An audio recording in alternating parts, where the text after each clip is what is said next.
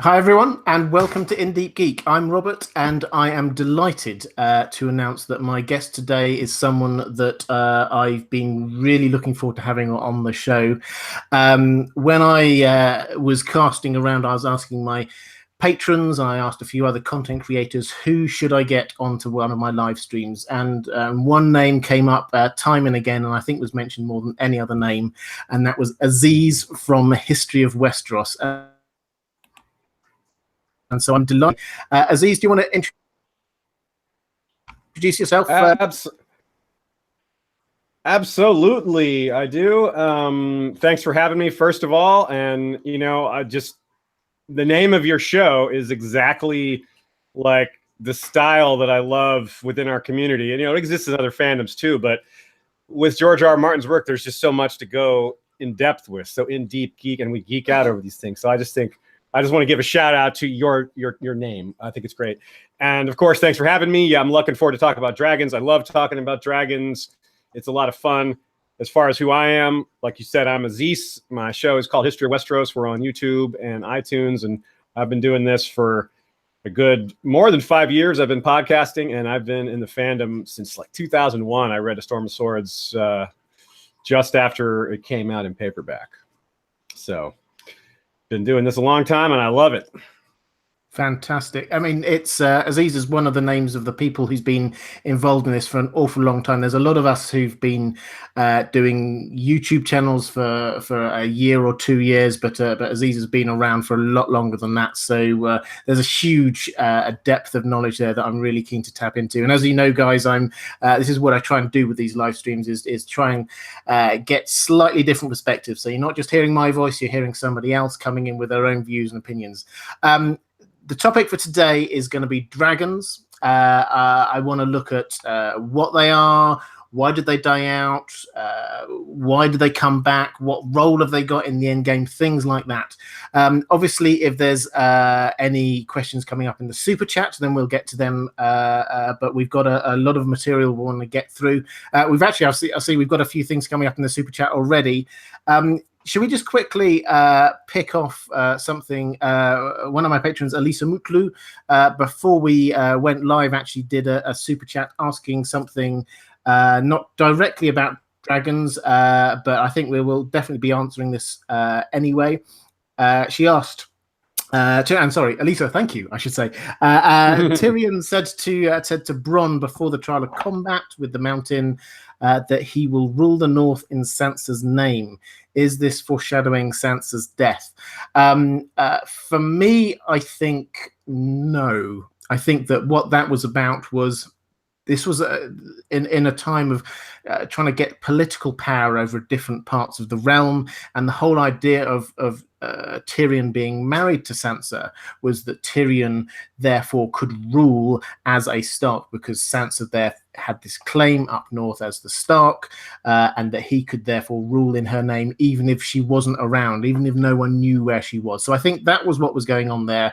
I don't think there was a foreshadowing of her death. In fact, I personally think that she's going to survive right through to the end. But Aziz, did you have any quick thoughts on that one before we get onto dragons?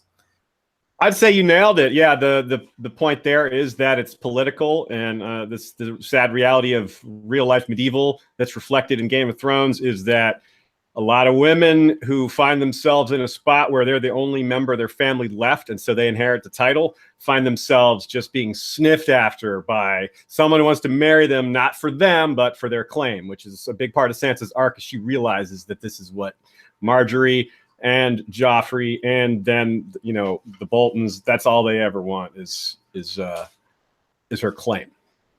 Absolutely. I hope that answered that one for you, Elisa. I see you did another one, which I think we'll pick up on in just 1 second. Did just want to say thanks to Emilio, €2. History of Geekiness. Yes, that's what we will call this this live stream. Thank you so much for that one. I like it. Yeah, I love it. Okay, so Elisa's second question was, do you think that Dany can transform into a dragon? Which is an interesting one, because I think the first thing that I want to do is just get into this whole issue of what is a dragon. And Aziz, I know that you've done a lot of work on this one in the past. Do you want to just sort of give us a quick rundown of what it's not just a creature, not just a normal creature. What is a dragon? Okay, yeah, good question. There's I have done an episode in the past on Sept and Barth, and that kind of got me into the rabbit hole, and I've talked to a lot of other people around the fandom, and it's a big topic for, since the fandom has begun, the whole idea of dragons and where they came from. So we have a lot of different origin stories for dragons as to where they came from that range anywhere from them popping out of a moon that broke, from being born far, far to the east and migrating over to the west, past like Ashai, to them being found amongst the 14 flames of Valyria and the shepherds taming them, and all the way over to them being engineered. You've got you've got different creatures that are really similar to dragons, but not quite there. And then we've got not rumors, but confirmed genetic engineering by the Valyrians, including things like sphinxes. This is not written anywhere, but it's confirmed by the guy Elio and Linda, and so they made all the Valyrians just did all this crazy blood magic to make new creatures. So it's also possible that dragons are sort of engineered. So there's a lot of possibilities. So to answer your question, we don't know, but there's a lot of really fun theories that are not just theories; they're given to us directly by the text and by the history books. Yeah, and I think the thing for me that separates them is that they're a magical animal. There's an awful lot going on there, and I think one of the things that a phrase that's used quite a lot is this fire made flesh. Now, perhaps in a moment you can pick up on this, Aziz, but I think that one of the things that we need to recognize is there's a very strong link between dragons and fire. Now, this isn't just a sort of thematic link. Obviously, they can breathe fire. They are largely impervious to fire, not completely. We can get into that if you're interested. But also, they are incredibly hot. That's something that doesn't really come out, I think, on the show, but they're so hot physically as beings that on cold days they're said to sort of steam with their heat. But there's clearly a sort of a magical element to this fire-made flesh. Aziz, is there anything you want to pick up on about that phrase? No, that's a good point, and it's a good example of George giving us a concise way to express a more complicated subject, right?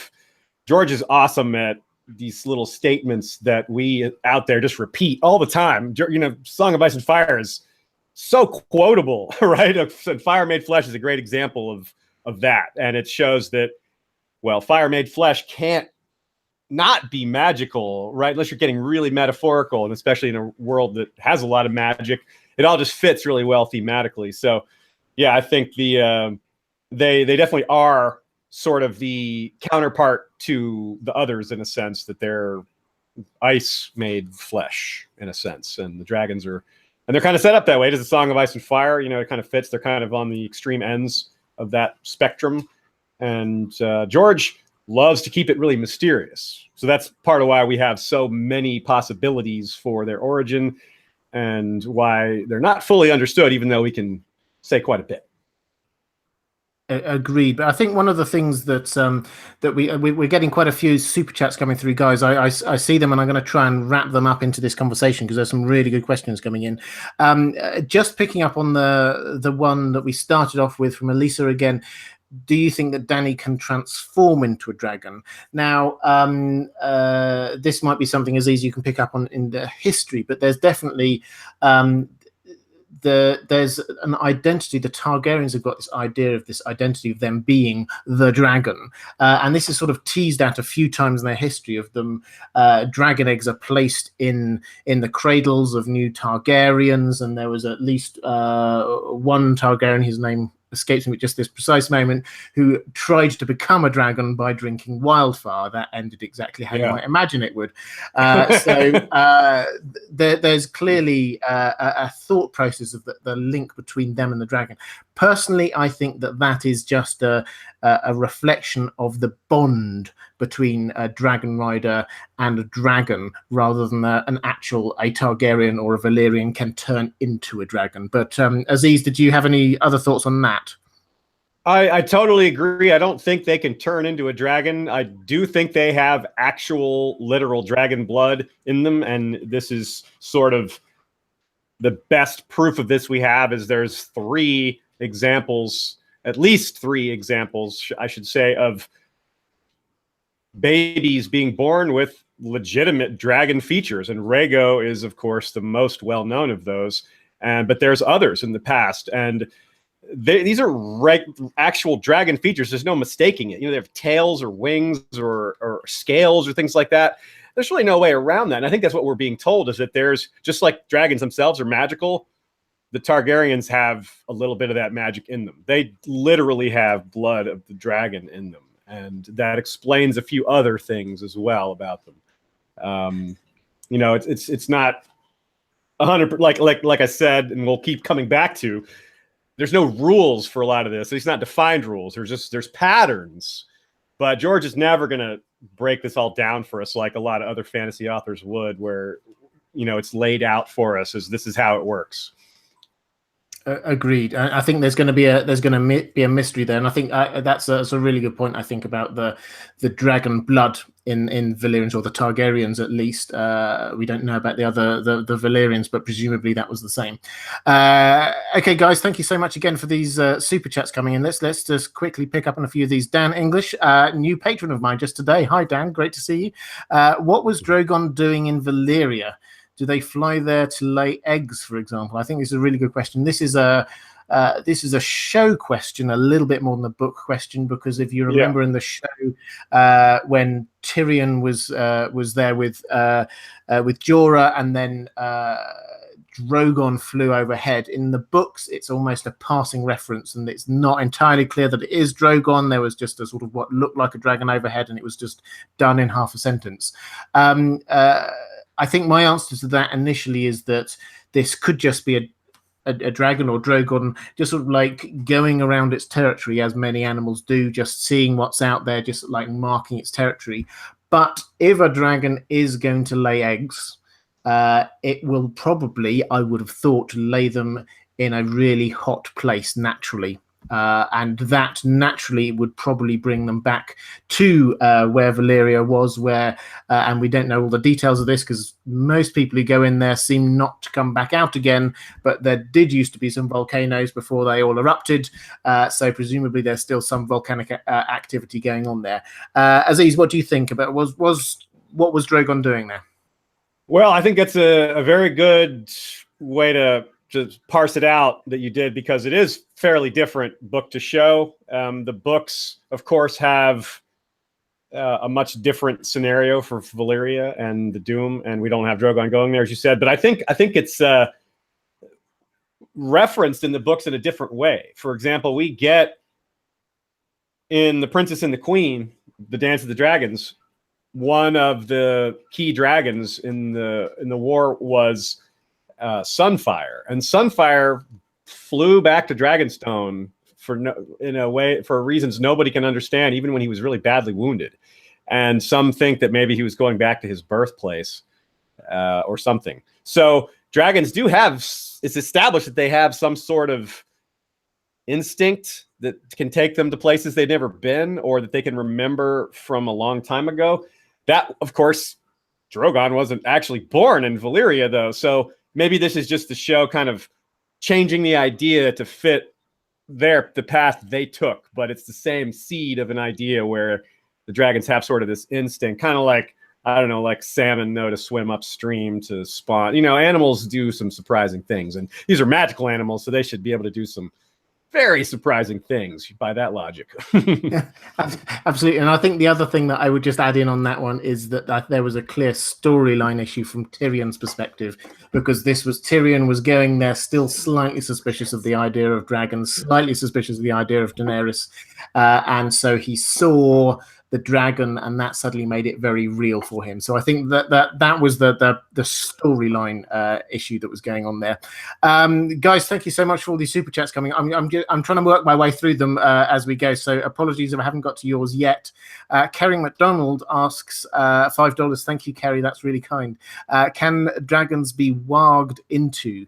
Could that happen to Bran, maybe permanently? Aziz, do you want to start on this one and I'll come back on it? Sure.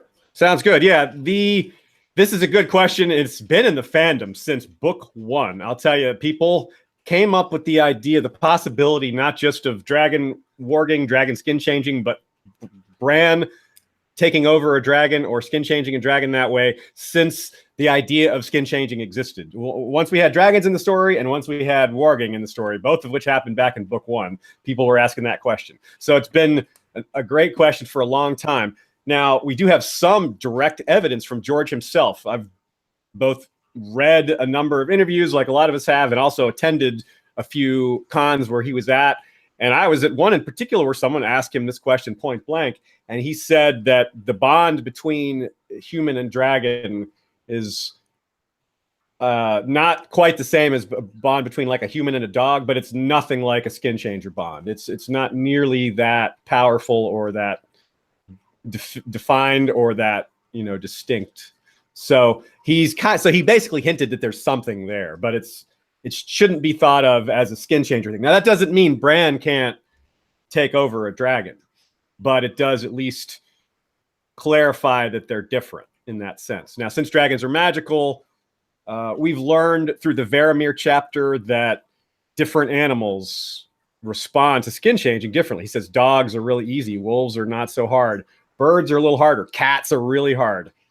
I got to figure a dragon would take a really powerful skin changer, but that is what Bran is. So I can't say it's impossible, but it's really hard to say. I kind of lean towards no, but I would not be the slightest bit surprised if it happens.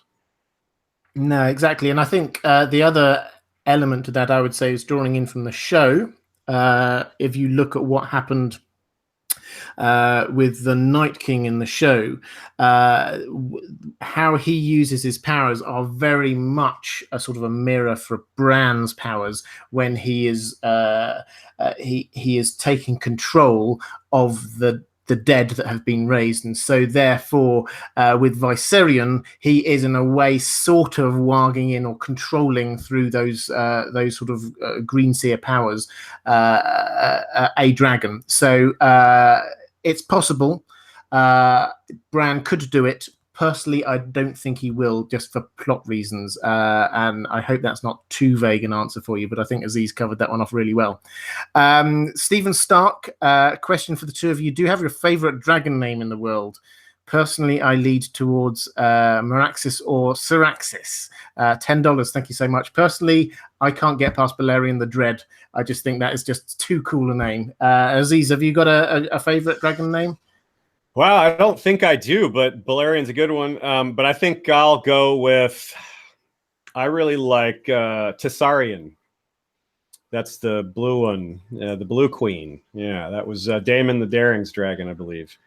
He was one of the few people you could root for in the Dance of the Dragons because everyone was terrible. They were all horrible people, but he was a good guy. He was one of the good ones. Absolutely. Okay, I hope that answered that one for you, Stephen. Crips of Winterfell. Crips, thank you. Again, another one of my patrons. Really got to know, being a science guy, what fueled the dragon's burn and how do they cast that flame so far? I will have to hold my hands up and say I am not a science guy. I don't know. Aziz, are you a science guy? Do you know the answer to this one? I don't know if I'm a science guy. I certainly have an interest in science, and there is something here. And if you actually look at the show when the dragons are breathing, you can kind of see like a little jet in the corner, like inside their jaw, like inside the back of their teeth. And it's almost like there's like a fluid coming out, like pouring out that, and then like a super heat that's like igniting it. So it's almost like they did put a little thought into how they portrayed it if you're really, really looking for that detail.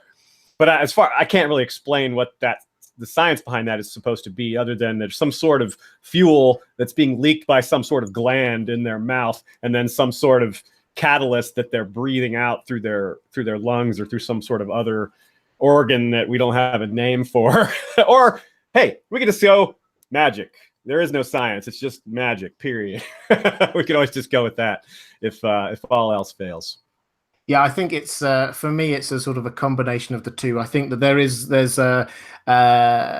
some sort of a chemical reaction that happens. I think that if you've ever read about the bombardier beetle, then that has two different sort of chemicals, I think, on its back. That when they connect together, they create an explosion and fire out. And that is the way that I've heard it explained for how the dragon fire works. But as Aziz says, it's magic. It's a magical flame, and that's how they managed to get it going quite that far. We've got cross country with the Burgies, $100. Wow. Thank you so much. That's amazing. Saying, hi there, one thing I'd like to talk about is the possibility that the Night King's wife being the reason for this war, to release her to reunite with the Night King. Wow. So okay, let's pick up on this one. This is a slightly moving away from the dragons thing, but cross country with the Burgies. Thank you so much for that. It was incredibly generous. In terms of this, I think that there is the honest answer we've all got to come up with is that we do not yet know exactly why the others or the White Walkers have returned. And so we can speculate, but we do not yet know. And that's because George R.R. Martin hasn't told us yet. So we have to be honest about that. But one of my favorite theories, I think, for the particularly for the show is what you've set out there.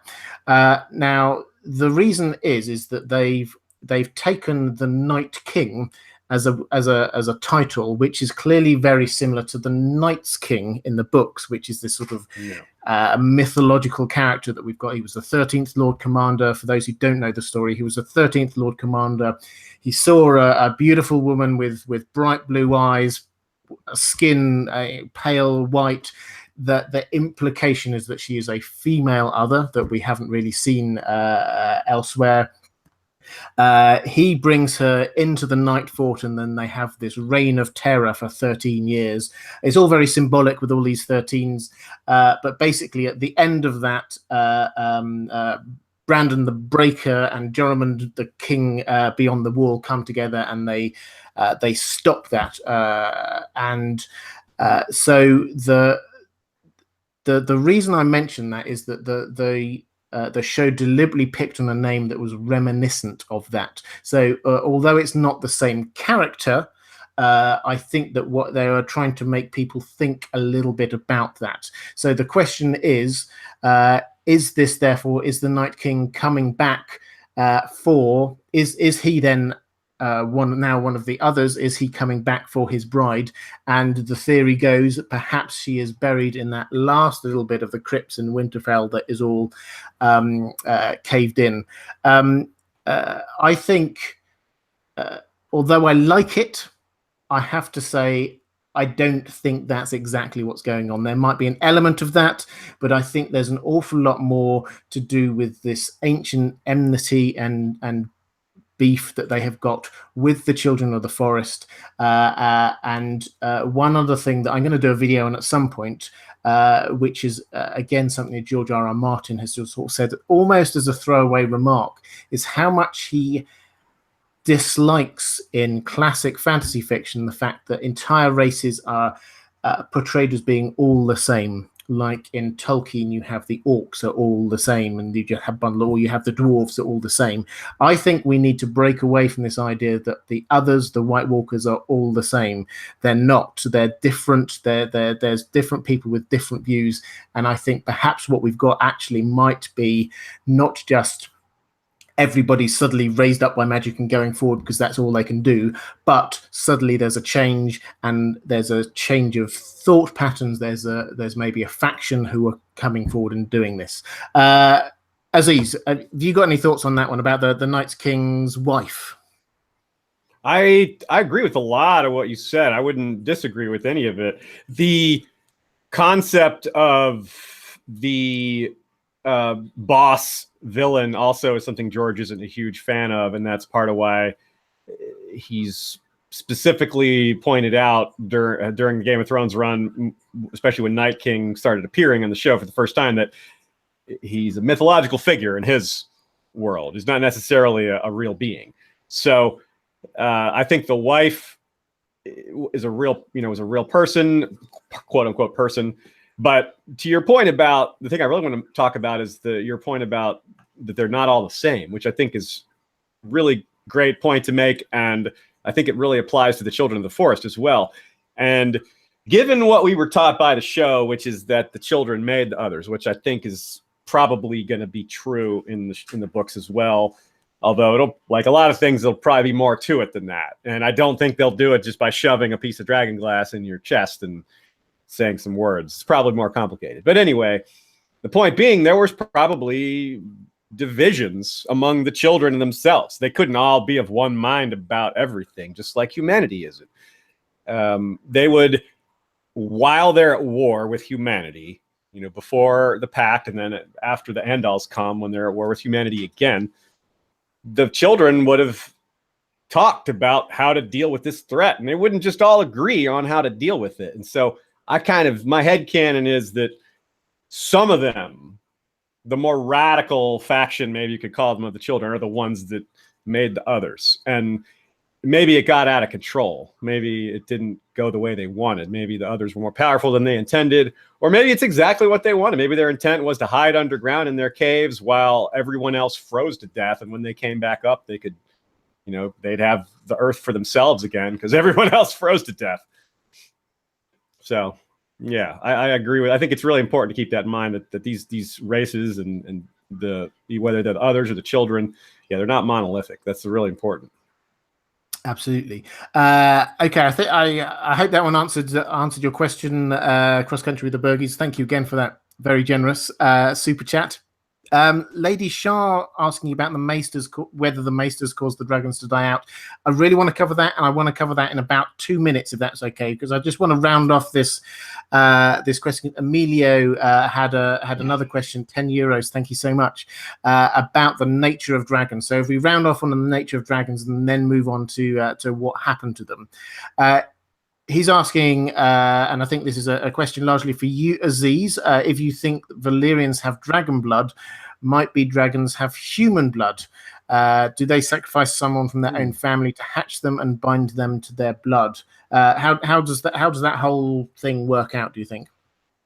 I think, that's an interesting question. I don't think so, but it's certainly possible because, this is magic we're talking about. So you can't exactly just look at it logically and say, oh, this couldn't possibly be, because how could they do that? Well, how did the dragon blood get inside the humans? So I think it's entirely possible, but we don't have anything we can point to. We do have evidence of the dragon blood in the humans because of these weird births, but we don't have it the other way. I don't see any human features on dragons. I've never seen anything like that. I've never seen a dragon born with like a thumb or something. But but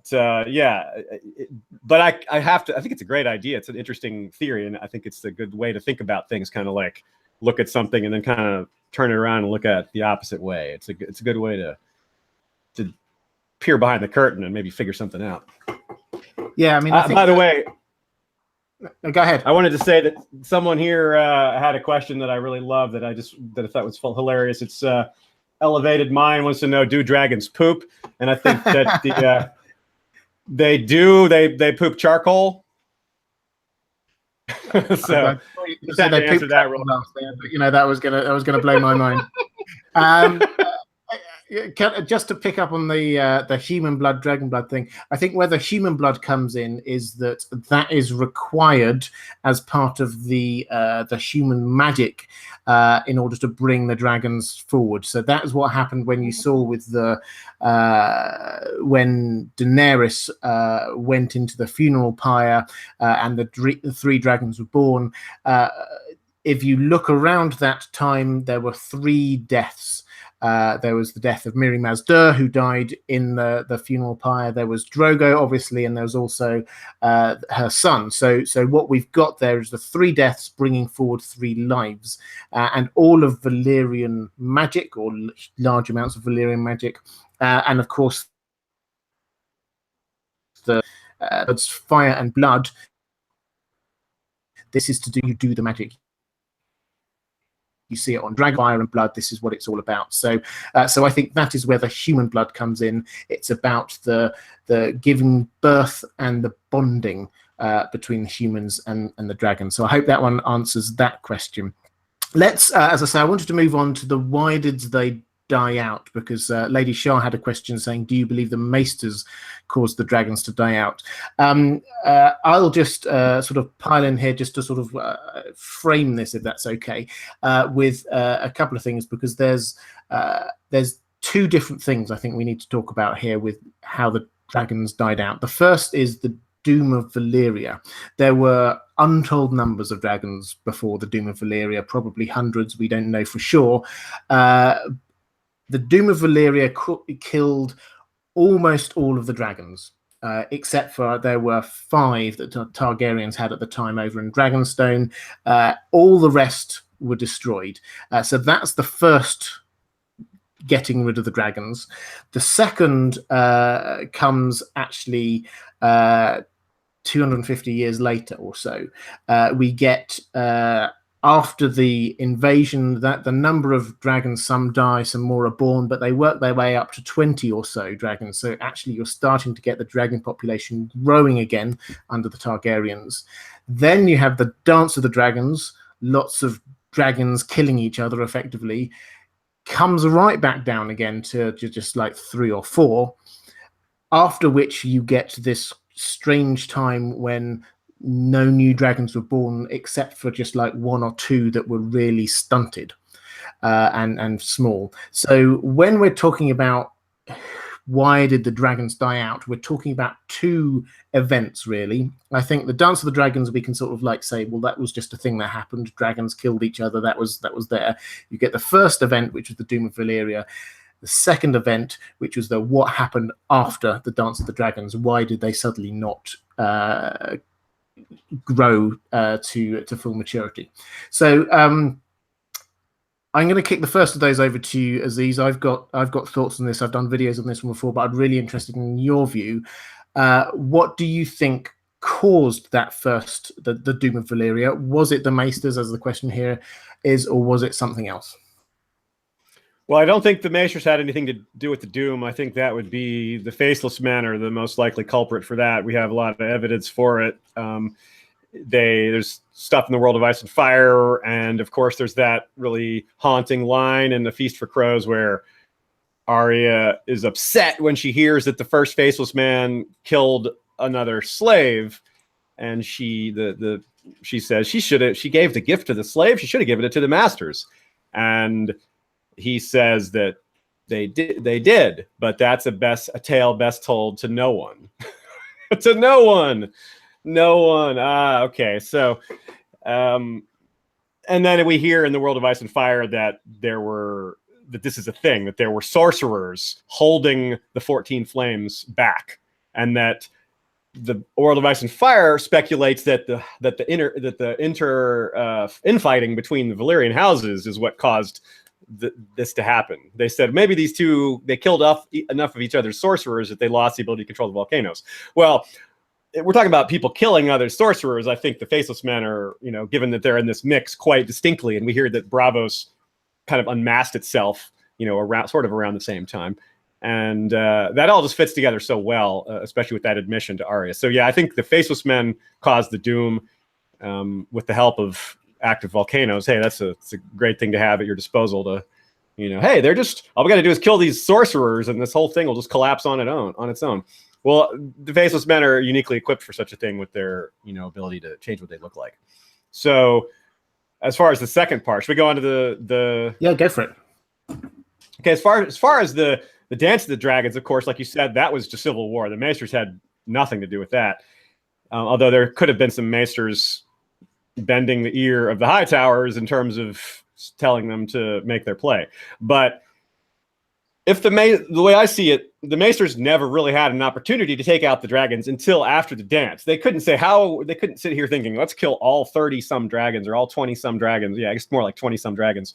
How can we do that? They can't really do that. But once it was reduced to a small number, maybe then it became feasible. And I can see why. I mean, look how awful the Dance of the Dragons was. It was a huge, brutal civil war that tore the country apart, and it was almost inevitable because there were just more and more dragons and more Targaryens. And these are, when you have all these people that all kind of have a claim to the throne, and they all have these just overpowered, nuclear horse that they can fly around, you can see why eventually that's going to erupt into civil war. It's just the cycle's going to repeat. So I can see the Maesters being wise people who look at cycles of history and say, this is just going to keep happening. The Targaryens are just going to keep building their dragons back up, but they're going to have a civil war that rips everybody apart, and then it's going to keep happening over and over. So they took the chance and took out those last few dragons. Maybe they poisoned them, maybe they did this and that. Now, what I'm saying here is this all fits. I don't see anything to prove it. There's definitely a lot of evidence for it. So I'd say that the text supports it, but it's certainly not something we can be definitively sure on. I think I would agree with pretty much all of that, actually. In terms of the first half with the Doom of Valyria, yeah, I think that's entirely right. The Valyria was sitting on 14 volcanoes. It erupted. It's because 14 volcanoes all erupted, and the thing that seemed to have been stopping them erupting before was they had some fire wizards stopping it, and so clearly the way to get the whole thing to blow up was just to kill the fire wizards. We know that that's where the Faceless Men came from. We know that they were there, so that all makes sense. The added bit that I would do on that is, and I put this in a set of videos called Magic Maesters and the Faceless Men, if you want to check it out afterwards on my channel. I think that there is a link that you can draw. Again, it's not something that is indisputably true, but I think that there is clearly a link that can be drawn between somebody paid the Faceless Men to do this. I don't think that this was just them. If you have a look in at their theology, it's not actually about slavery. It's about all men must die. It doesn't matter who's dying if they're being paid. And so I think that the point here is not that they had some huge vendetta against the Valyrians, and so they personally wanted the Valyrians dead. I think that that's actually a little bit of a red herring. There's no evidence of this I can see anywhere else that they've got a personal vendetta against them. So I think they did kill them.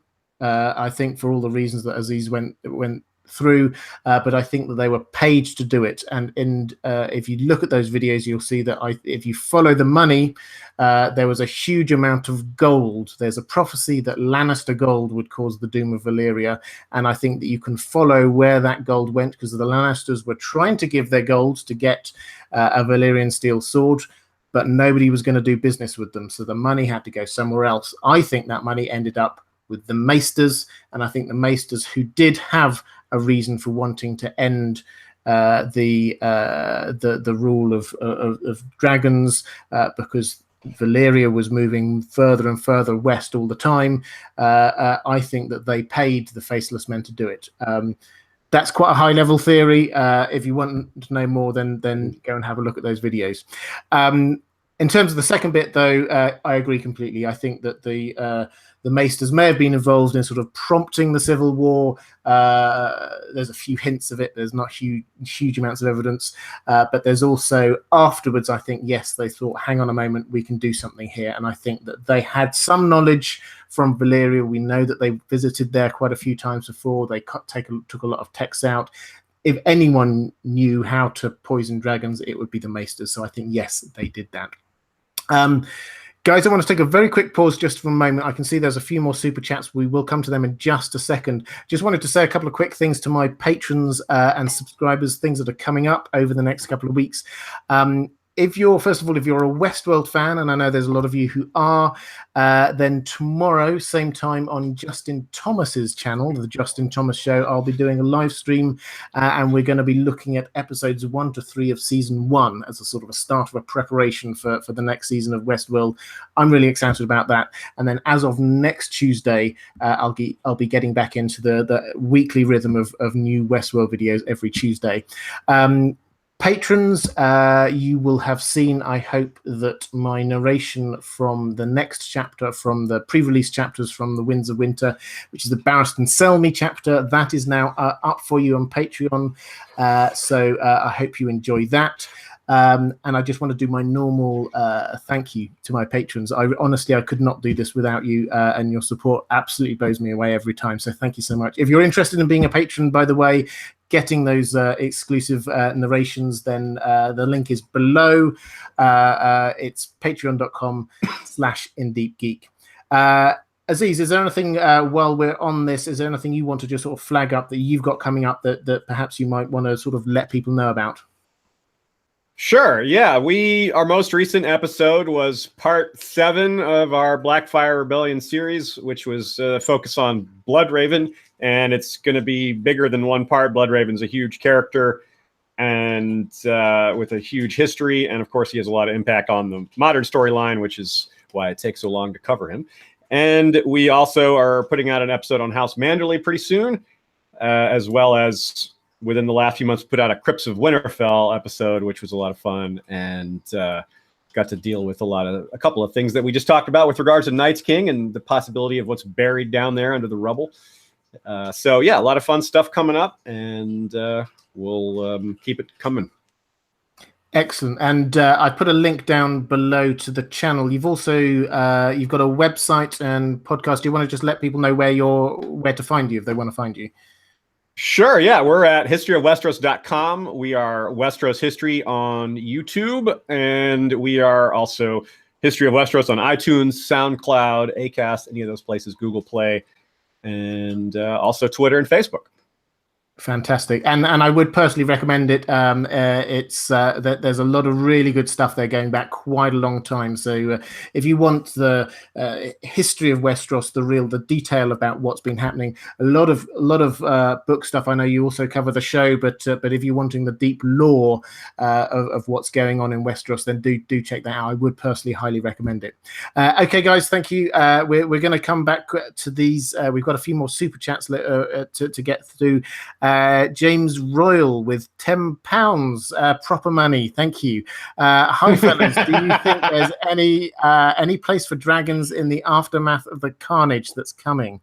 And do you think Jon or Daenerys would make any kind of leader Westeros needs? Well, I'll pick up on that first, and then Aziz, if you want to come in afterwards. Do I think there's any place for dragons in the aftermath of the carnage that's coming? Personally, I think that this is the Song of Ice and Fire. This is about balance. And in the worlds to come after everything that's happened, I think we cannot be in a situation where we've got the others there threatening humanity, and we can't be in a situation where we've got dragons there threatening humanity. This is about both ice and fire could destroy humanity. So I think that we will see the threat of the others recede. I think probably on the show that's going to be through battles and things like that, but I think there's probably going to be a slightly more nuanced way that's going to happen in the books. But I think this also means that the dragons will not survive. So I think that there may well be some sort of nice little twist. We might see that there's some dragon eggs somewhere or something like that, but I think that we're not going to have Targaryens ruling with dragons going forward. Do I think Jon and Daenerys as a second part would make any kind of leader Westeros needs? Personally, I think Jon is turning into a good leader, although he has his rash moments, it has to be said. Daenerys, personally, for my liking, has a tendency to want to burn down cities, which I don't personally approve of. Aziz, have you got any thoughts? I think they're on a similar arc. They've got there through different ways. One of my co-hosts, Sean, who is a show-only guy, put it really well. I've been repeating it ever since. He said that Jon sought responsibility and found himself in power. whereas Daenerys sought power and found herself in responsibility. Now, that said, I think both of them are coming around. I mean, I agree that Dany has a temper. So does Jon. Dany put all those slavers up on pikes, on posts, whatever, stakes. That's important to get that right. But she kind of realized that it probably wasn't the right move. She's learning to calm down a bit and realize that she has to think before acting. And they're both really young.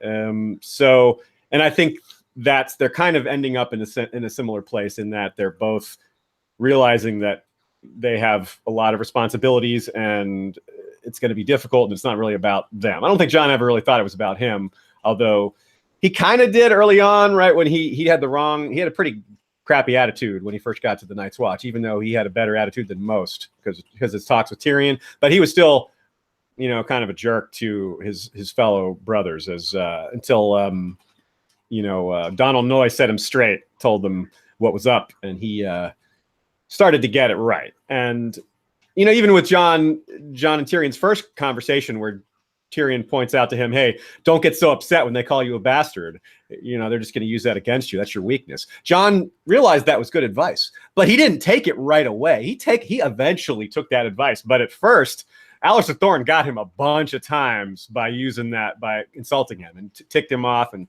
set him off. But now, in book 5, you got the same insults being thrown at him, and he just takes it in stride or laughs it off or kind of aikidos it back at them somehow. And I think Dany's, because he's a little bit younger and because she had more power early on, it could take her a little longer to get there, but I think she'll probably get there too with this being responsible. But I do agree, this is kind of indirect, I do agree there won't be any dragons at the end. Kind of unrelated to all that, but yeah, I think the dragons are going to be done at the end, which is sad, but yeah, they'll be tougher deaths for us to handle than that, I think. I think that probably will. Okay, I hope that one answers your question there, James. Craig Mulvey asks, I think it's a really interesting question. Why haven't wild dragons proliferated? Is there something symbiotic with humans that restrains them? I think there are a few levels to sort of answering this one. I think the first is to say that, as far as we could tell, the Valyrians, they deliberately tried to get the dragons to bond with them. So they weren't wanting there to be wild dragons out there. They used things like Dragonbinder, like horns, like magic to try and get this bond between a dragon and a human. So, pardon me, I think that the why aren't there any wild dragons proliferating is because the Valyrians didn't let them. And I think that this is something that the Targaryens carried on. Is there something symbiotic with humans that restrains them? To a degree, but I think that's manufactured to a degree. There are, and I think Aziz said this right at the start, actually, there are rumors, and perhaps even more rumors of dragons off in sort of the far east. It's not that we're only seeing part of this world. So it may well be that in different parts of the world, there are lots of dragons. And George R.R. Martin has been quite open about that. He said, there's the whole, we don't know the whole world. It's not all been mapped. So there may well be dragons elsewhere. Aziz, what are your thoughts on that one?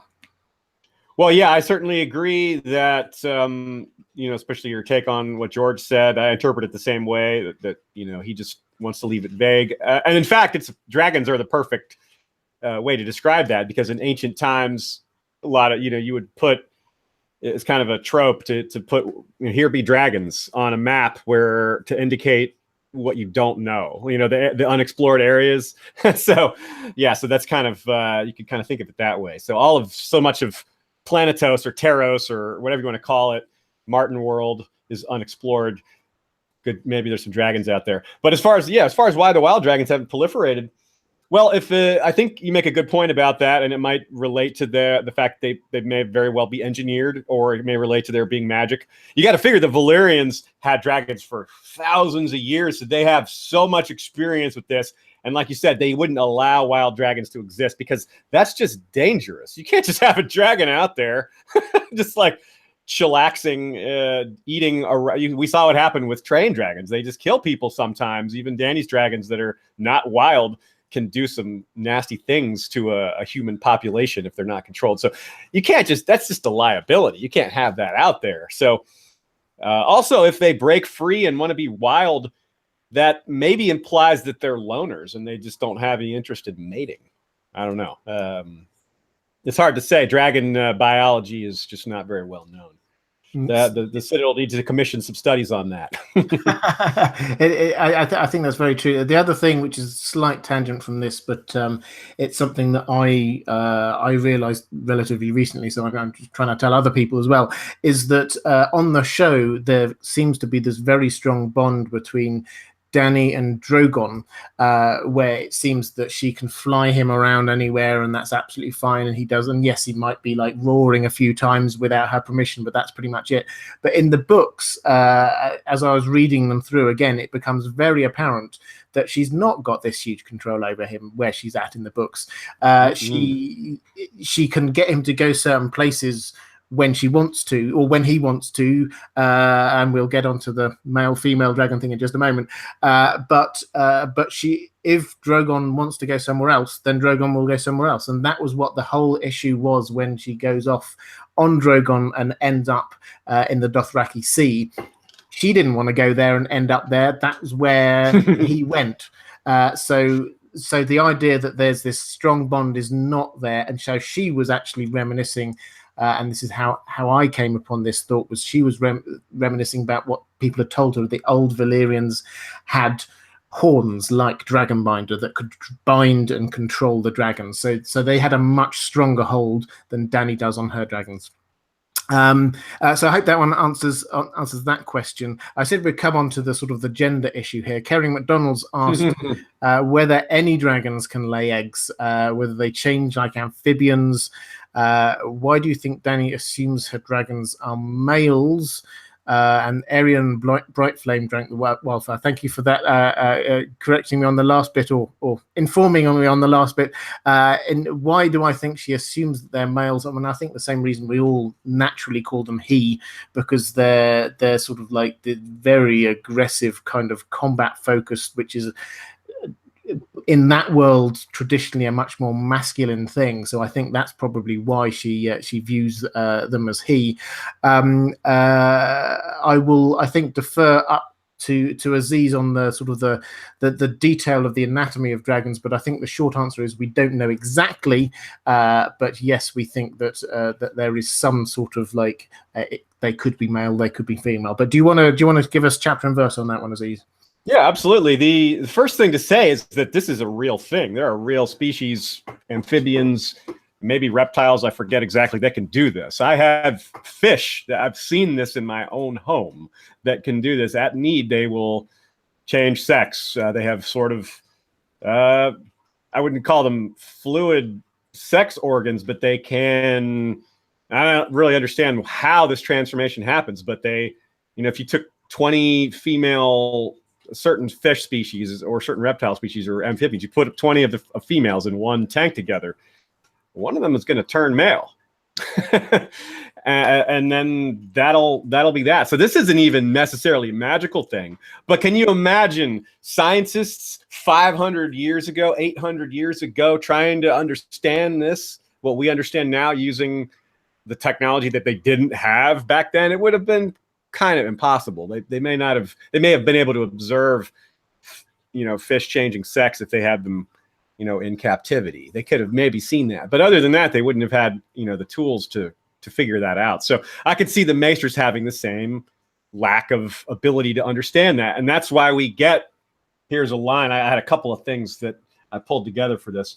We have a quote from The World of Ice and Fire, and it says, "The belief that dragons could change sex at need is erroneous, according to Maester Anson's truth, rooted in a misunderstanding of the esoteric metaphor that Barth preferred when discussing the higher mysteries." And Barth, of course, Septon Barth, is probably the expert on dragons in that we know of. And Maester Aemon confirms in a Dance with Dragons that the translation of a prince that was promised could be the princess that was promised. It's not a gendered term. So this is some of that same metaphor that's being misunderstood by the Citadel is my take on that. Is that Barth, not only is Barth pretty much right about everything as far as we can tell, so you should always kind of side with him when it's Barth versus someone else on their opinions differ, but we have Maester Aemon backing Barth up indirectly. So I totally believe this is possible. I totally believe they can, do this because A, it's a real world thing, and B, these are magical beings. So if real world beings can do it, then I got no problem believing magical ones can. Absolutely. I don't think I've got anything to add to that. It's that was an excellent answer, Kerry. I hope that one answered it for you, guys. But just incidentally, I see there's a huge amount of amazing chat going on there, and so this is just going through so quickly that I'm sure we're missing out on some fantastic questions. So sorry about that, but we're trying to get to as many as we possibly can. Kathy Stark says, what did Summer see at Winterfell when he saw, and this is a quote, a great winged snake whose roar was a river of flame? So this is in the books. I don't think it was in the show. At least I can't remember seeing it. But when you get Bran and Rickon and Osher and Hodor were hiding down in the crypts of Winterfell. And as they're sort of making their escape, and Summer sort of goes out and has a little scout around and sees stuff, Summer sees exactly what we've said here: a great winged snake whose roar was a river of flame. Now, there's a lot of conspiracy theories here about, is this a dragon that was like somewhere hidden in the crypts of Winterfell that broke free, or is this something more symbolic? I tend towards the sort of the second half of that, either the latter. I think this is a lot more symbolic. I think that if an actual dragon had suddenly burst forth from the crypts of Winterfell when Bran and Rickon were there and just like coming out, I think we would have seen it. I think that it wouldn't just be a thing that Summer noticed and then just carried on doing other stuff. So I don't think it was an actual dragon. I think this was something a lot more symbolic about linking the wolf and the dragon, which for me, because there's this link that you'll see happens a bit later with Summer and Ghost, that I think it's a hint to the Jon Snow's true identity, and the fact that he is, I think when you look at all of his dreams, he's fated to come back down into those crypts. But what do you think? What was this great wind snake whose roar was a river of flame?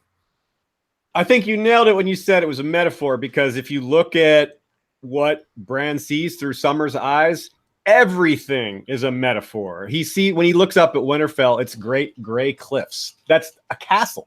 And there's the wolves that see men when they're fighting them in Varamir's chapter, and it's the sword is a long tooth and the spear is, well, that's the long tooth, and the knife is the small tooth. And so everything is metaphor through the wolves' eyes. So seeing something as a winged river, a roaring winged river of fire snake thing just fits right in with that. And I agree with you that there's some logistical issues here.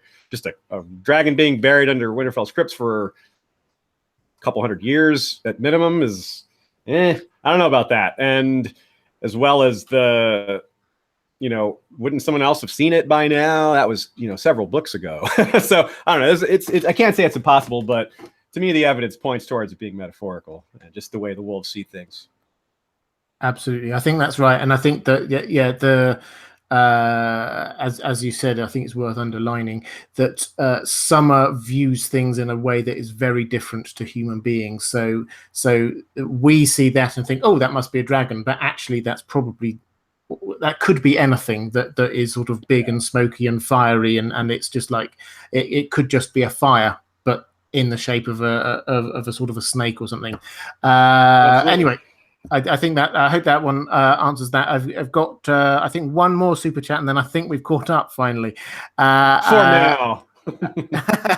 So Kerry McDonald, thank you again, $2. Ballistas called Scorpion would kill them. So I think this is if you saw in the show when we had Bronn suddenly turned in this expert marksman and had the ballista that Qyburn had made, and he was shooting with it, and this seemed to be sort of a dragon killer as the idea, and the weirwood bit there, I think is probably a reference to something Bran saw in a vision when he sees a vision or series of visions out through the weirwood tree in Winterfell.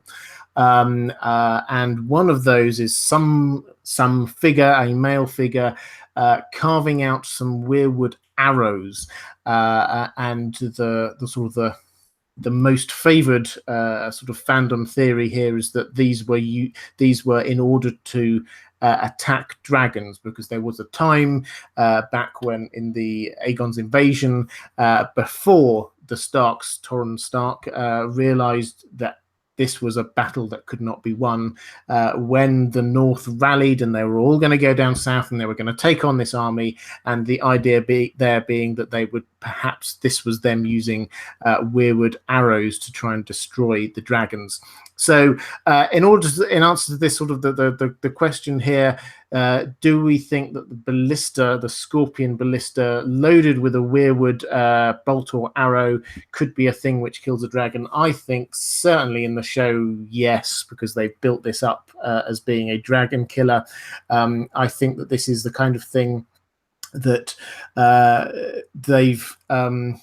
they've built up King's Landing as being the sort of the main hub, and so I can certainly see, as opposed to, I think, the Isle of Faces in the books for me is a much more obvious place for the sort of the others to be heading towards, but in the show I think that it'll be heading more towards King's Landing, and I think this is where there will be dragons attacking there will be these ballistas there, and I think yes, this could well be a way that a dragon could get shot. Aziz, did you have a thought on this one?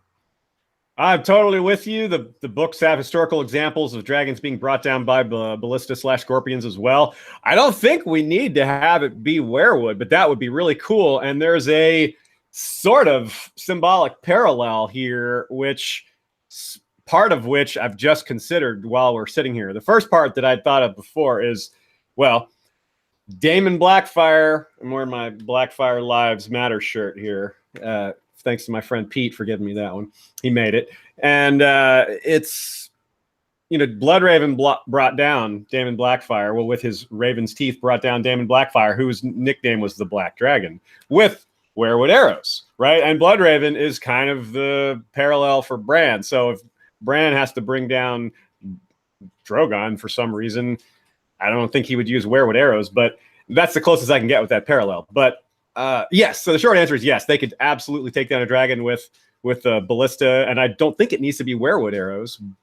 I'm sure it doesn't need to be weirwood arrows, but that would be cooler and maybe more effective. I don't know, but that'd be awesome. That would be very interesting to learn that. Absolutely. Guys, just as I thought we'd got up to date with the super chats, you've given us a couple more. Thank you so much. This is amazing. You guys are awesome. Yeah. It's fantastic. So Jojo Lady Dane, £7 again, real money twice. This is fantastic. Asking, will Euron get a dragon in the books instead of the Night King in the show?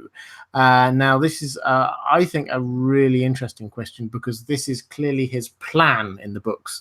If you look, there's an awful lot of stuff that's going on with Euron in the books, what he's trying to achieve.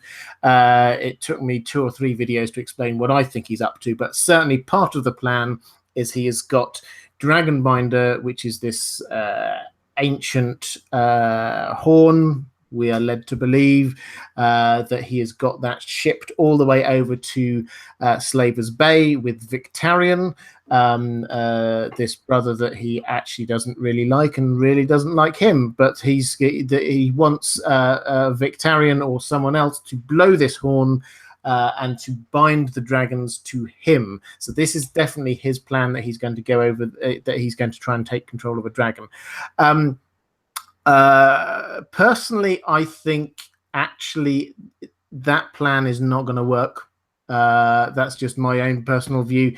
I think that that's not going to work because in the books, one of the people who is there right alongside Victarion is this guy called Mokoro, who unfortunately didn't make it across into the show because he's a great character. And he is a red priest, and he is a red priest who's been sent to Dany explicitly to help her because they think that she's Azor High reborn. They think that she needs to go over to Westeros. They being the followers of the Lord of Light, and he has been there to go off and facilitate that. He knows exactly what this plan is. He knows what Victarion's plan is to try and take this away from Euron, and he is not going to let this happen. There's absolutely no way he's going to allow this to happen. So I think that plan is not going to work. I think Euron's not going to end up with dragons, and I think that actually in the books it will end up roughly in the same kind of place. So we have an ice dragon, we have a fire dragon, and we have Jon in the middle, also with the dragon. So that's just my theory. But Aziz, what do you think? Euron's a crazy guy. Do you think he's going to get a dragon? That's a tough one. I did an episode on the Forsaken chapter. I did an episode on Euron, and of course we've done episodes on dragons and stuff like you have. And it's so hard. The thing with the dragon horns that really gets me is that the Targaryens didn't seem to bring any with them. They migrated from Valyria, and there's no evidence that they ever had any. They never used one. There's no that we know of. There's no examples of them using one on any of their dragons. Not during the dance, not before it, not after. There's no mention of them related to Targaryens. We hear them mentioned in the context of Valyrians and with Euron, clearly, but never the actual Targaryen family, which is really interesting to me, which may imply that they didn't need them because of the blood bond thing, but that someone like Euron, who doesn't have the blood bond, might need this other way, this other methods. They don't have this, they're not born with it, so they have to use a tool. And I think it's more likely that Euron summons Krakens, because that's been built up quite a bit, and I don't think there has to be a lot of magic there. It could be a crack. We hear about a Kraken horn, and I'm really fired up for that. I think we'll see a Kraken, but what we probably won't see that I want to see is a dragon scooping up a Kraken out of the water, and the Kraken then wrapping its tentacles around the dragon while they're flying, and then. Well, we'll let George take over from there. I'll just start it for him, and he can run with that. You're a generous man. I think, yeah. So what's going on with Euron? Frankly, he is trying to get a dragon. He is trying to become a god, which sounds crazy, but as I said, he's a crazy guy. He is trying to perform some incredibly powerful magic by sacrificing an awful lot of people that he thinks have got quite powerful blood in them. So he wants one. Personally, I don't think he's going to get one, but he may. Okay, guys, a couple more just to quickly go. LMC, $14.99. No question, just a show of support. Thank you. That's really kind. And then we had one more from Tiziana Vitali. £10. Again, British money. Love it. Just a thank you for streaming at a time that I can watch it. I will be honest, this was an hour earlier UK time than usual because I arranged the time in Eastern Standard Time before realizing that they've moved to their summertime and we haven't. So there's supposed to be 11 o'clock. So thank you very much for that.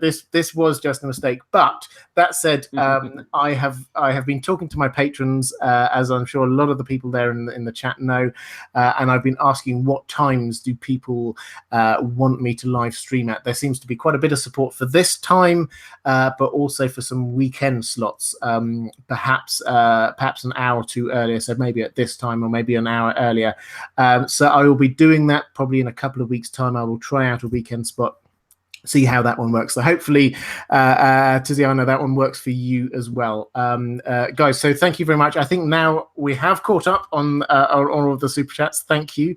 There were just a couple more things. I think keep the questions coming in, guys. But there are a couple of things that, Aziz, while I've got you, I just wanted to sort of run past you, because we did say at the beginning that I rolled off a few questions that I was going to say.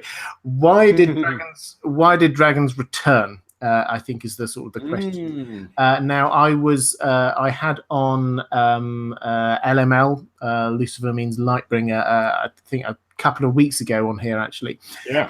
And his theory for those, and I'm not going to go through it all. Do check out that live stream, guys. It's on my channel, or indeed go over and have a look at his channel. His main video there is on this subject, setting out his main theory. And highly recommended. Is a really clever chap, really good theory. His theory is that a lot of the magic, in a nutshell, a lot of the magic in Planetos, in the world of Ice and Fire, comes from cosmic forces. And so when we saw the comet going overhead, that was part of what has been going on. So that is part of what brought back the dragons. Clearly, there's also another element there of Danny figuring out the sort of the recipe, as it were. But Aziz, what do you think? What do you think was the main thing, the catalyst that brought the dragons back?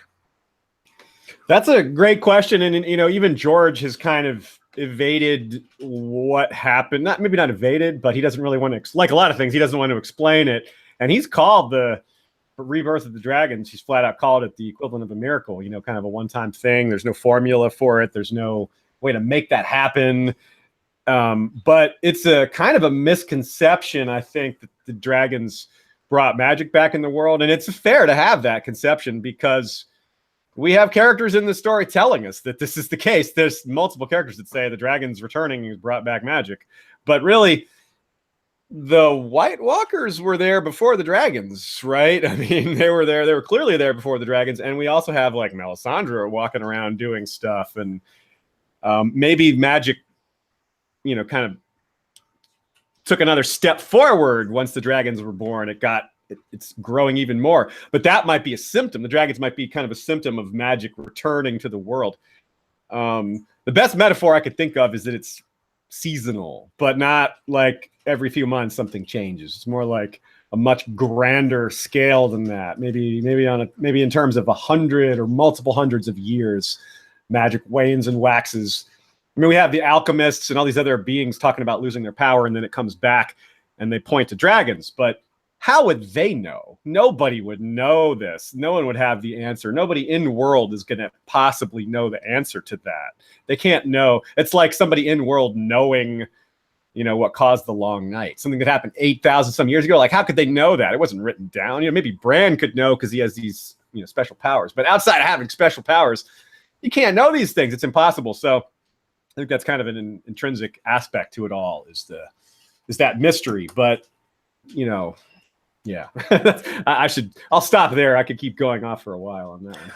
No, I mean, I think that's really interesting. I've got a question. I don't know whether anyone in the chat's been asking this, but I just have to ask, how many cats have you got?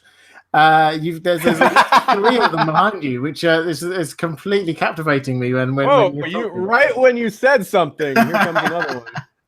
Yeah, we have 4, and another one that lives outside that kind of adopted us. You know how cats do that. They just they decide they own you. You don't really own them. So this one here that was just on camera is Casanova. We had Jakin, who I know is on the TV show as Jockin, but we named him before the TV show came out. I didn't know how to pronounce it. So that's his name. We can't change his name just because of the TV show. And he's the cat of black and white. And then, we are a cat full house for sure. Excellent. I know there's some cat fans out there who've commented on cats previously. Just to sort of pick up on from my perspective, I think I'd agree with you completely about the cyclical nature of magic, and something George R. Martin has been very clear on, that this was, as you say, this was like a miracle that the dragons returned. I think that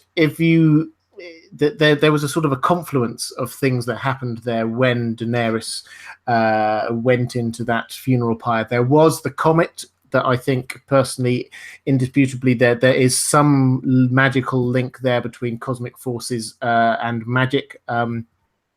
There was, as I said, there were the 3 deaths that happened that coincided with the 3 dragon eggs. I think that there was certainly the fact that she's a Targaryen, therefore there is some sort of link there that she's got, and I think that she understood something of, and you can see if you read that chapter again, it's fascinating. She understands something of the magic of how to bring life from death, having seen firsthand what Mirri Maz Duur did, and you can see Mirri Maz Duur suddenly changes. She's almost like scoffing at Daenerys all the way through it until there comes this moment, not the moment that she realizes she's going to die, but the moment that she realizes that Daenerys is actually trying to bring back dragons and might well know how to do it, which is a really quite powerful moment. So yeah, there was this confluence of things happening at the same time that allowed it to be the case. Couple more super chats. Crips of Winterfell, incredibly generous guy. Thank you so much. $20. Just sending a little extra support your way. Great show, Robert. Got to run. Thank you. That's really kind.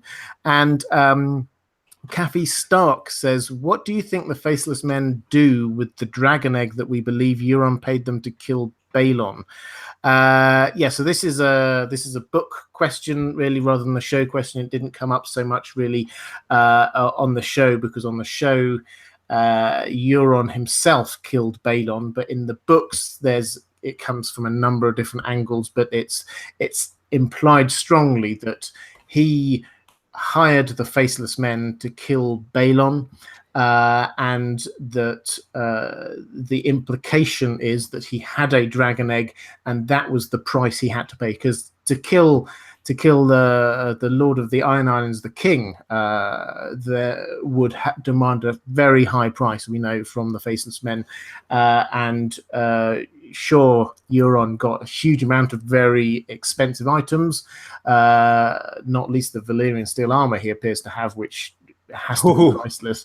But if he had a dragon egg, then that might well be the kind of value that could pay for a king's death. So I'll throw this one to you. I've got a couple of thoughts as well, but I'll throw this to you, Aziz, first. What do you think they would do if we accept the logic that they've got one and presumably want one? What do you think they want it for, and what might they use it for? Yeah, there's definitely a lot of theories out there, a lot of good ones. I think that one of them is, first of all, I do agree with the theory that's what he paid for, that he paid with. Although it's a little puzzling because they're supposed to take a percentage. We hear it's like a percentage of their wealth, not necessarily a huge amount. It's a percentage. And he just had, like you said, he had so much wealth at the King's Moot. So he has this much left after. It shows you how much they valued the egg, I guess is what I'm saying. And there's all sorts of theories to, some people think that they can rig it to be like a bomb, which I think is an interesting idea that's maybe a little too crackpot for me. But they would be alarmed. I think maybe without knowing what they want to do with it, they might be alarmed that someone hatched fossilized eggs and they just want to get a hold of a couple to, get them out of circulation or to test them or to see what the hell's going on. Or maybe even to get at their weaknesses somehow. There's a lot of good ideas out there, but I don't think we have enough information to know. But I like the exercise of listing all the possibilities, because once we find out, assuming we do find out, we'll be ready to look for the different clues as they appear. We'll be prepared for a number of possibilities, and George will be clever in presenting them to us. But we'll be on the lookout, because we've all had discussions like these to kind of build up for it. Absolutely. I mean, I think the only thing I would add to that is, as with all things with the Faceless Men, I think we need to actually come back to what is their core theology, what's their philosophy of life. And we often just think of them as being these kind of assassins with a few cool catchphrases like "all men must die." But actually, that is what they believe. All men must die. That's their theology. That's the center of what they believe. And so when you take that as a starting point, you have to start thinking, what is a challenge to that? What do they think their opposition is if they believe that all men must die? What their opposition is are people who are preventing people from dying. And so you then look around again. I covered this in my Magic Masters and the Faceless Men series.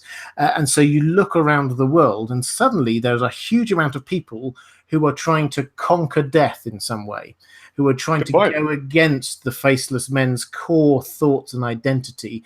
And some of these are people like Qyburn, who are trying to do it through science. Some of these, if you look north of the Wall, you could argue that's what's happening with the White Walkers raising the dead.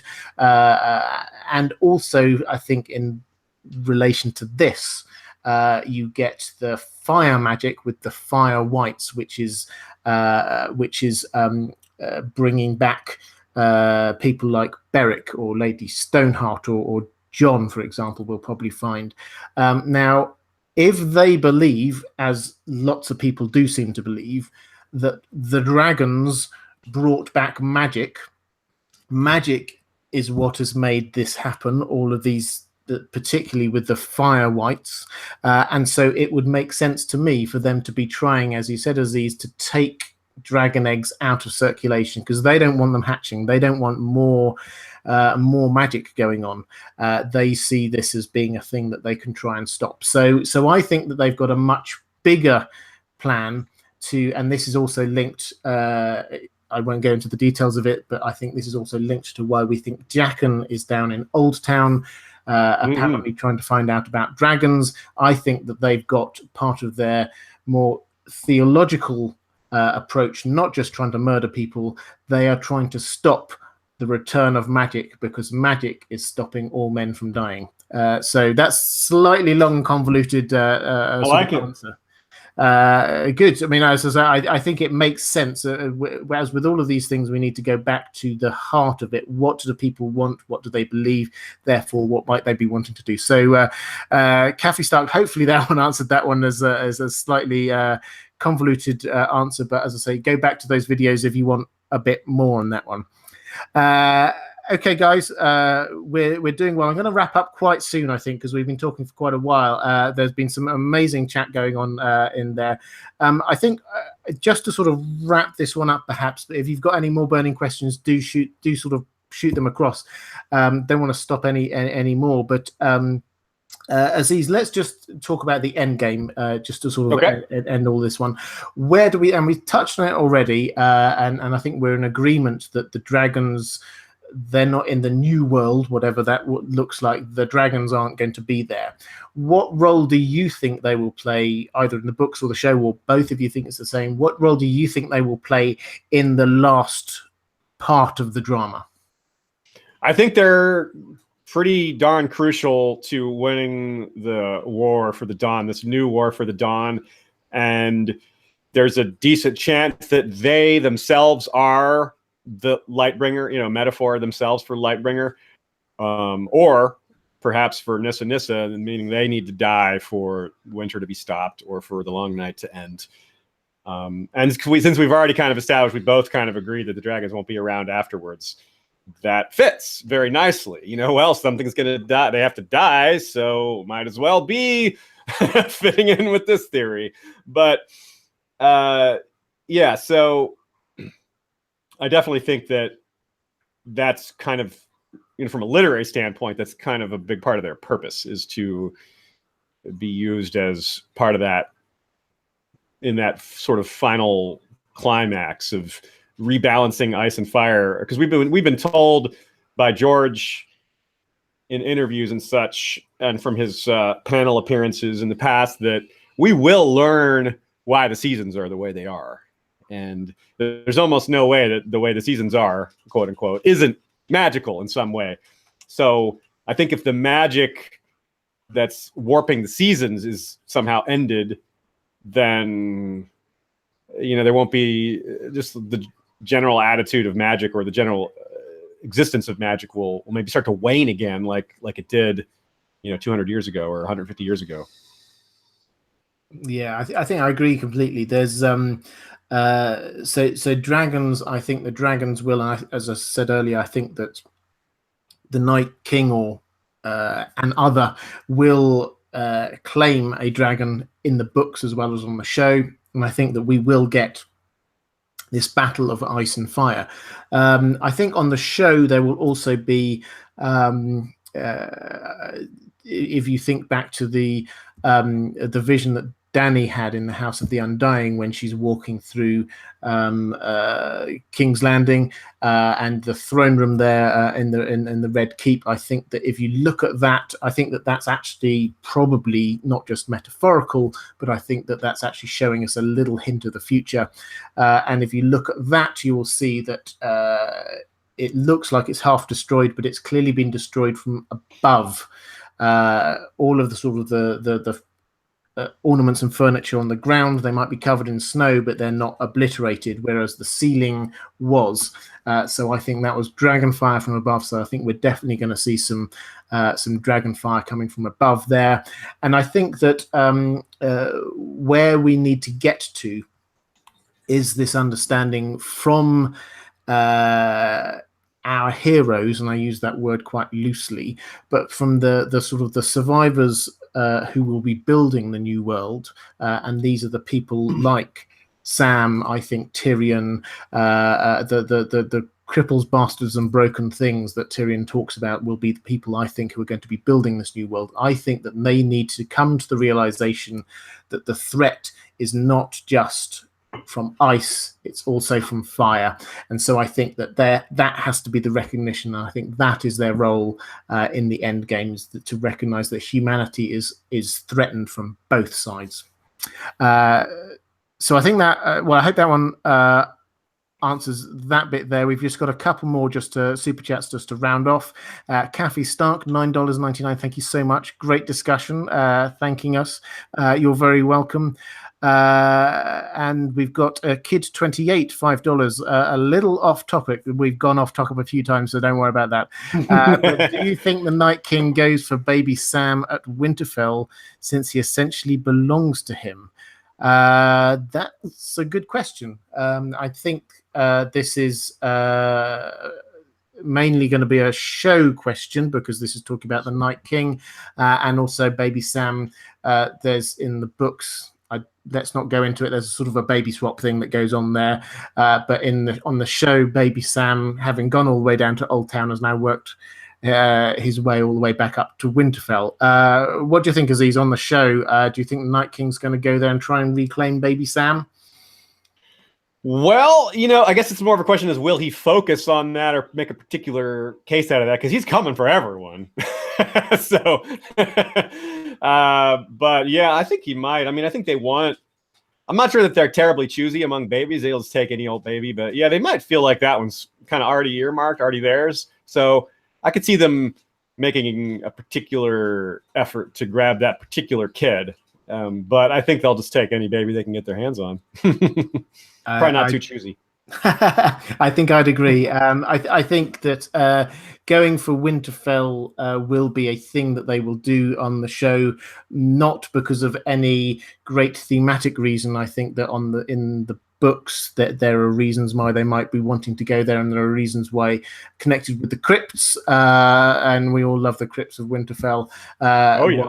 Why that will be a place where the North will wish to defend. But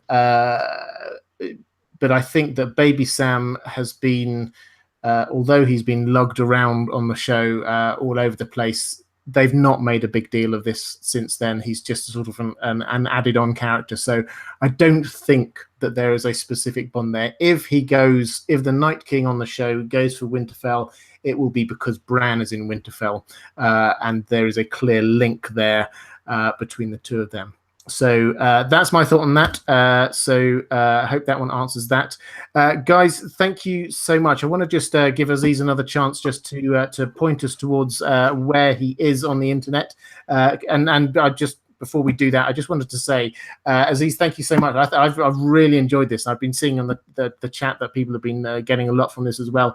When people were saying that you were the guy I needed to get on the show, I knew that, oh, right, but this is just absolutely back that one up.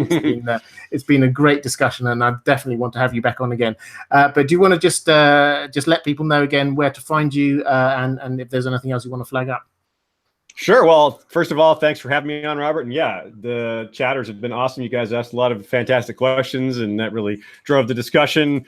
in a lot of good ways. A couple things we had never considered, which, you know, we've been so long without a book and we're still coming up with things that we haven't considered. So that just proves how deep the material is and how kind of endless this is. So yeah, thanks again. And how to find me. We're at Westeros History on YouTube and as well as on Facebook and Twitter. We're History of Westeros, basically the same thing. You could probably search either phrase and find us on iTunes and Acast and SoundCloud and Google Play, all those places. Our website is historyofwesteros.com.